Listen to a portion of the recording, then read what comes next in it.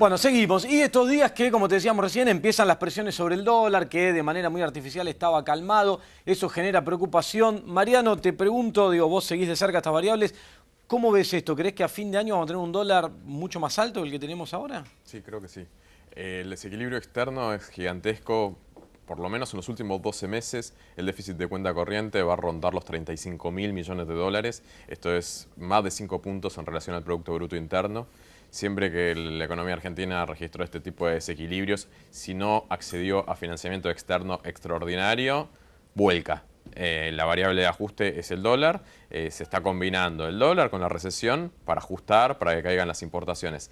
Pero tiene que caer tanto que no alcanza. Así que no tengo dudas de que si el gobierno llega a octubre va a ser porque tiene nuevo endeudamiento más allá de los 50.000 millones de dólares con el Fondo Monetario Internacional. ¿Lo del fondo alcanza? Porque los 50.000 tampoco son de acá a octubre. No, bueno, son ingresos trimestrales de 3.000 millones de dólares. El gobierno, desde que acordó con el Fondo Monetario Internacional, ya perdió en reservas 5.600 millones de dólares, que eso fue hace un mes y medio.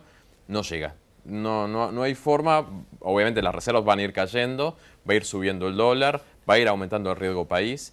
Las variables macroeconómicas no cierran a octubre si no consigue nueva deuda de alguna otra forma, Tesoro de Estados Unidos, un adelanto del Fondo Monetario Internacional de esos 50.000 millones de dólares. Va a tener que conseguir plata de algún lado porque así como está la economía hoy, la recesión tiene que ser terriblemente dura como para que las cuentas macroeconómicas cierren. Tener recesión o suba del dólar y que se retroalimentan, por supuesto. Silvina, el acuerdo con el Fondo Monetario Internacional, uno de los temas es cumplir con pauta de inflación. Ya ustedes dijeron, no, la pauta de inflación no se da. Bueno, ¿cómo ves el escenario? Pauta de inflación que no se cumple, revisión del BORD, del Fondo Monetario Internacional. Del BORD significa, sale Christine Lagarde y lo van a decidir los tecnócratas del Fondo Monetario Internacional. Cuando digo tecnócratas, la población, los que tienen hambre son un número, ¿no? Sí, bueno, el Fondo Monetario, por supuesto, en ese BOR que vos decís, tiene representación de distintos intereses en el mundo. Hoy esos intereses en el mundo, creo yo, que no tienen interés en que Argentina se caiga porque necesitan esos países ser los receptores de los pagos que hace Argentina a través de la balanza comercial o de la cuenta capital a través de los intereses. Entonces va a haber que pedirle perdón, vamos a todos los argentinos a conocer la palabra waiver nuevamente, esto que en los años 90 conocíamos tanto el riesgo país, los waiver, bueno, vuelve a Argentina y vamos a pedirle perdón al Fondo Monetario Internacional y vendrán nuevos condicionamientos. Sí, coincido, bueno, con lo que decía acá Mariano, este modelo que eligió este gobierno no cierra sin endeudamiento porque no tenemos un aparato productivo que esté generando los dólares para poder pagar todo el endeudamiento que tomó Argentina y para pagar el nivel de importaciones que estamos comprometiendo todos los argentinos. Y en ese sentido va a haber muchas más presiones sobre el tipo de cambio y yo creo que incluso pensemos en lo que se dijo hará aproximadamente un mes y medio, el expresidente del Banco Nación, él dice que va a haber un dólar de 41 pesos a fin de año y yo creo que esto es algo que está hablado entre los distintos funcionarios de gobierno. No podría creer que haya hecho este comentario este economista sin haberlo hablado. Y también creo que el Fondo Monetario está propiciando este aumento en el tipo de cambio de Argentina. Pero cada vez que hay una devaluación, hay más inflación, los que pierden son los trabajadores. Antes de cerrar con Daniel este bloque y pasar al resto de los invitados, Silvina, al aire te tiro un compromiso. Me gustaría que vengas a otro programa para que hablemos de la economía de la provincia de Buenos Aires. Por supuesto. Se está hablando poco. Vos manejaste el Ministerio de la provincia, conocés bien y no se habla mucho de lo que está pasando en la economía de la provincia de Buenos Aires. Hoy no tenemos más tiempo, pero otro programa, si te parece. Bueno, gracias. A ver, pero discúlpame, ya que la comprometimos es... ¿Luz roja, amarilla o verde, economía en la provincia de Buenos Aires? No, totalmente roja. Roja, ni siquiera amarilla. No. Bien. Es una provincia que ya el año pasado cerró con mayor déficit del que nosotros habíamos dejado, que era muy poquitito, pero había déficit. Es una provincia que aumentó el 50% su deuda y que además de eso aumentó la pobreza, o sea, todas las variables en negativo. Claro, bueno, en otro momento vamos a expandir ese tema, es muy interesante. Daniel, nos describías un poco el escenario social Argentina. ¿Te preocupa lo que viene hacia adelante y vinculado con la política, con estos conflictos que salen a la luz? Me preocupa que el gobierno avance con la idea de que las fuerzas de seguridad, sobre las Fuerzas Armadas, puedan intervenir en materia de seguridad interior, o lo que está imaginando cómo atender el conflicto social, pero creo que la obligación es de la política. Yo creo que hay que construir un frente de unidad opositora amplio, hay que construir la unidad opositora. A mi modo de ver, eso es una obligación, no es una opción. Claramente lo que hay que armar es un sistema y una unidad opositora que plantee propuestas hoy en el corto plazo, alimentarias, de crédito no bancario, de atender la emergencia, pero también de cara al 2019. Yo creo que la política tiene que estar a la altura de las circunstancias, tiene que dar respuestas y no significa eso ir fragmentándose y cada uno planteando el modelo ideal de país que le parece, sino construir una gran unidad con el panperonismo y el resto de los sectores. Pero te voy a mezclar el tema jurídico con el tema político. ¿Hay affectio societatis? Esto es para el sector empresario, pero vamos para la política, en la oposición, en el peronismo, decir, bueno, a ver, puntos en común para de alguna manera hacer una oposición fuerte. ¿Hay o no hay? Sí lo hay, yo lo tengo. Yo creo que el kirchnerismo... Que vos lo tenés, no nos cabe la menor duda. Independientemente de que yo los tenga, yo creo que el kirchnerismo existe. Es el 30, el 40, el 50%, alguien lo sabrá, que Cristina hizo algo que no ha hecho mucha gente, que tocó el corazón de mucha gente. Eso es objetivo y eso es real. Y que a partir de ahí, con otros sectores, hay que construir una gran unidad opositora. Que básicamente fije 3 o 4 reglas. La primera es que hay que dar vuelta a la escuela secundaria, que hay que resolver el problema de la emergencia, que hay que lograr de verdad en serio un modelo para 44 millones de personas, y eso es todo junto. ¿Y cómo se resuelve eso? Electoralmente, a través de unas PASO. Es muy fácil. Hoy la sociedad vota, hay varios candidatos a presidente, a gobernador, a lo que fuera. Va la sociedad, vota y dice, por acá va la cosa. Pero eso es una obligación, verdaderamente. Quien le parezca que hay que construir algo opositor fuera del kirchnerismo, no está entendiendo la identidad que tiene. O sea, hoy uno va a un barrio y hay kirchnerismo. Va a un grupo de pibes y hay kirchnerismo. Va a una plaza y lo hay. Eso es real, existe. Eso, más el conjunto de la oposición, hay que construir algo diferente para gobernar distinto. Va a ser muy difícil gobernar. Y el Senado, disculpame, porque no vamos a estar ausente vinculado con este tema, el Senado, ¿de alguna manera está marcando una fractura también ahí? Sí, pero fragmentados gana el gobierno. Gana el gobierno, quedan 20 millones de personas afuera. Unidos tenemos la posibilidad de construir una alternativa. Es nuestra obligación unirnos y construir una alternativa. Bien. Bueno, esperemos la altura, la política, digo, está a la altura de las circunstancias, Daniel, y así sea, porque para el bien de todos los argentinos. Bueno, gracias por haber estado acá esta noche. Gracias, Silvina, gracias, Mariano. Quédate ahí, hacemos 2 auspicios y arrancamos con el resto de los invitados que tenemos esta noche. Dale. Vamos.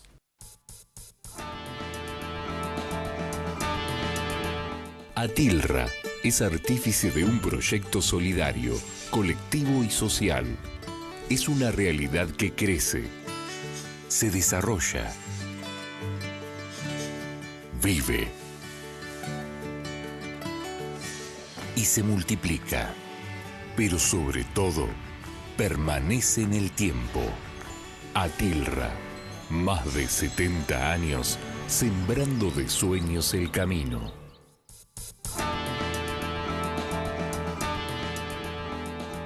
Bueno, continuamos acá en Economía 4D, un tema muy, pero muy sensible. La tragedia que ocurrió la semana pasada, el fallecimiento en el colegio número 49 de Moreno, de Sandra Calamaro y Rubén Ferreira, ¿sí? Es un tema no menor, es un tema que tiene también, lamentablemente, que ver con lo económico. Por eso nos acompaña María Laura Torres. ¿Cómo te va? ¿Qué tal? Buenas tardes.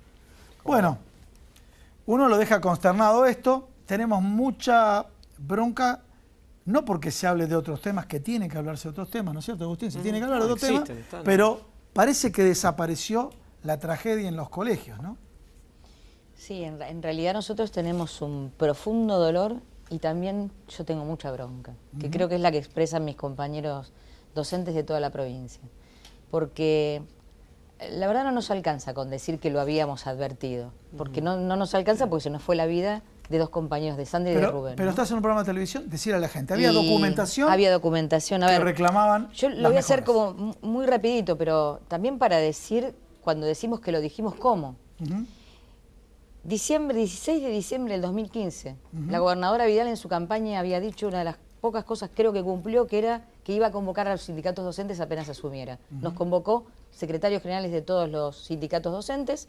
En ese mismo momento y ese día ya le entregamos una agenda con las cuestiones pendientes y de temas. Uno de los temas importantes era infraestructura, porque se venía con un plan de obra, pero no alcanzaba, entonces había que profundizarlo. Diciembre del 2015. hasta hoy nunca más nos volvió, no solamente a recibir, sino a contestar ninguna de las notas insistentemente que le dimos, donde uno de los temas, ya no como en el 2015, muchísimo más preocupante porque se pararon todas las obras, era el de infraestructura escolar. Bien, infraestructura, pero explícale a la gente, porque ustedes lo tienen internalizado, que es infraestructura. Claro. A ver, yo te repregunto, infraestructura obviamente es gas, infraestructura es baños, infraestructura es pozos ciegos, infraestructura es agua potable. Infraestructura tiene varias dimensiones cuando nosotros lo explicitamos así como vos tal cual decís. Infraestructura tiene, en principio, lo más grande es en aquellos lugares donde se necesita la construcción de una escuela, de un jardín de infantes. ¿Se acuerdan que prometieron 3.000 jardines? Sí, me acuerdo. Lo que no pueden explicar es cuántos construyeron en la provincia de Buenos Aires. Ninguno. Sí. Eso es una de las partes más importantes. La segunda, construcción de aulas. La tercera, que es la más grave, mantenimiento de los edificios escolares. Cuando digo de un edificio escolar, digo gas, digo pozo ciego, los días de lluvia. Bueno, ayer teníamos fotografías inclusive del día de ayer, donde los techos rajados, cae el agua sobre las luminarias. Sobre la luminaria significa problema eléctrico, problema obviamente de que alguien corta muera la luz, electrocutado. te quedas sin agua. Sí. Bueno, esta es la infraestructura. Una de las cuestiones más complejas tiene que ver con el mantenimiento de los edificios escolares. Edificios que no tengo que explicar, que en algunos casos transitan 1.000, 1.500, 2.000 pibes durante todo... Foto, ¿sí? Ahí están las fotos, sí, de nuestros compañeros. Durante todo el día y en otros casos transitan 300, 400 alumnos. Mantener un edificio, si el Estado se retira, que es lo que está pasando desde hace 2 años a esta parte, inevitablemente esto se transforma en lo que pasó. Lo que pasó se podría haber evitado, esto es lo más grave. Mira, te voy a dar un ejemplo. Voy a hablar con los compañeros de Moreno porque estamos yendo obviamente todos los días. Moreno aparte es una situación sumamente especial porque el Consejo Escolar de Moreno estaba intervenido por la provincia de Buenos Aires, por el director general de escuela, lo que le llaman el ministro de Educación. En provincia es director general de escuela, o sea, por la gobernadora Vidal. Esa persona que estaba ahí era el que debía cumplir... Ocuparse de eso. Exactamente. O sea, y cobra no era un sueldo para ocuparse de eso. Sí, pero aparte estaba intervenido. O sea, que no estaban los consejeros elegidos por el pueblo que dicen que estaba... Sí, bueno, sí. o sea, que Ahí, esto discúlpame, yo lo corro. Un tema jurídico. Un tema jurídico. Pero si hay un interventor, él Él es el responsable responsable de todo lo que pasa. Él y quien lo nombró. Obvio. Porque si yo me voy a la escuela, yo soy directora de escuela, cuando suceden cosas graves en una escuela, la primera que es investigada somos los directores. Es más, la mayoría de las veces nos retiran de la escuela, nos apartan de la escuela para que se pueda, dicen, investigar correctamente. Yo me pregunto, la directora está muerta. ¿A quién van a investigar? Porque acá se supone que hay una causa que están investigando. Ahora, ¿quién van a correr? Porque acá no han corrido a nadie. Vuelvo al tema de Moreno. Mira, de 113 escuelas que han ido los gasistas matriculados que recién ahora los mandan, en 100 o 113 escuelas tuvieron que cortar el gas porque había irregularidades. La mayoría de 113, más de 100 cortaron el gas. Estas son las condiciones en las que están las escuelas, no solamente de Moreno, porque acá inclusive hasta se utiliza... General Rodríguez también... General Rodríguez lo tenemos con el 85% de las escuelas cerradas. ¿no? Pero a ver, no fue una medida gremial que el sindicato dijo, ahora vamos a cerrar las escuelas. No, fue... Mira, hoy escuchaba a la mañana un periodista que decía algo que había tomado ayer de la marcha. Nos robaron todo, se llevaron todo, hasta el miedo se llevaron. No tenemos más miedo los directores de las escuelas. No tenemos más miedo porque se llevó la vida de 2 compañeros. Entonces ahora los directores nos paramos fuertemente. Eso es el límite, ¿no? Ahora es el límite.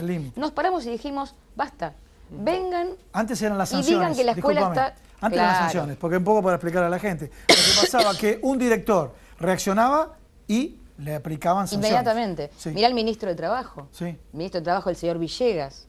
Cuando hacíamos paro, ¿qué hacía? Nos mandaban los inspectores a ver si estábamos parando o no estábamos parando los docentes.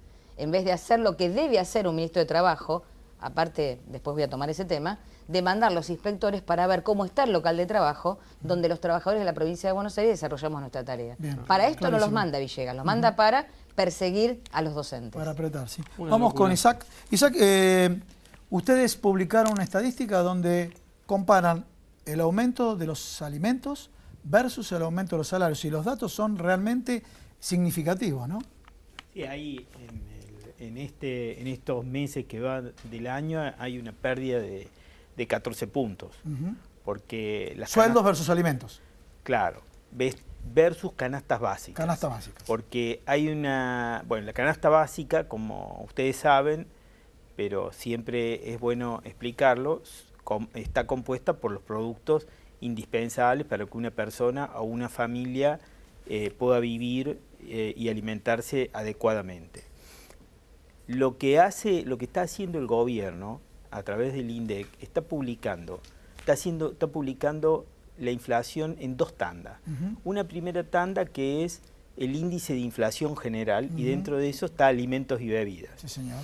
No lo abre y después a fin de mes, llegado a fin de mes, publica las canastas básicas. Las canastas básicas, en general, la tendencia que hay en el último tiempo es que están por encima del índice, aumentan por encima del índice general de inflación. Y en particular la canasta básica de alimentos está aumentando por encima del índice de inflación de los alimentos en general. Esto hay que tenerlo en cuenta porque a la hora de discutir los salarios, sobre todo de las remuneraciones mínimas, lo fundamental es el valor de las canastas básicas, porque es el gasto esencial que tiene la familia, sobre todo lo de menores recursos. Discúlpame, no podemos detallarlo ahora, pero la gente que lo quiere buscar, informar a través del ISEPS, ¿sí? ISEPSI, lo puede buscar acá. A ver, los datos más relevantes, a ver. Los datos más relevantes es que la asignación universal, si el aumento que recibió la asignación universal desde septiembre del año pasado hasta ahora, está para una familia que cobra 2 asignaciones, cobraría 332 pesos más. O sea, 11,75%. Con una inflación proyectada del 35%. Sí. Claro. Y para el caso del aumento que tuvieron que tuvieron los alimentos de la canasta básica, está por encima del 25%. Bien, clarísimo. Clarísimo. Bueno, tenemos que cerrar el programa con María Laura Torre. Querías hacer un comentario más vinculado con el ministro de Trabajo de la provincia. Sí, nosotros estamos transitando, cuando digo nosotros no es UTEBA solamente, sino todo el Frente Unidad Docente, una conciliación obligatoria, la cual ya la hemos inclusive hasta impugnado porque está viciada de irregularidades. Pero que le aplicaron una multa muy alta, sí. Sí, la multa todavía no ha llegado, pero lo más grave es que todavía no nos convocó. O sea que si la conciliación sirve para taparle la boca a los trabajadores, eso es una mordaza.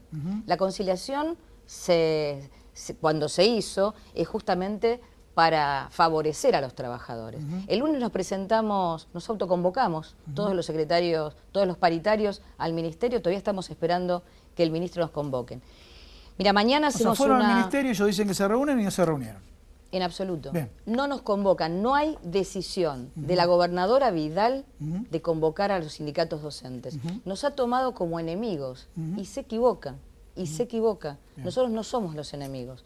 Mañana quiero convocar a todos los que nos quieran acompañar, no solamente a los docentes, sino a toda la sociedad. Realizamos en la Casa de la Provincia de Buenos Aires, viernes 10, a las 18 horas, una marcha del silencio y de luto, en memoria de nuestros compañeros, de Sandra y de Rubén, pero también de denuncia. Queremos justicia para estos compañeros porque esto no fue un accidente. Esto se podría haber evitado. Bueno, está hecha la convocatoria. Gracias, María Laura. Gracias, Isaac. Muchas gracias, Isaac. Se nos va el programa. Bueno, realmente muchísima información. Ustedes vieron que no solamente todo pasa como te lo quieren instalar los medios por los cuadernos. Estos son temas muy importantes y lo vivís vos día a día. Ahí estuvimos, te contamos qué pasa con la economía, con los precios, con la conflictividad social, con los docentes, cosas que pasan todos los días en Argentina en el día a día que nadie te está contando. Hay otros temas que tapan y esta es la realidad. Así que nuestra intención es seguir contándotela acá como todos los jueves y repeticiones en CN23 a las 9 de la noche. Nos vemos la semana que viene. Chau, hasta la semana que viene.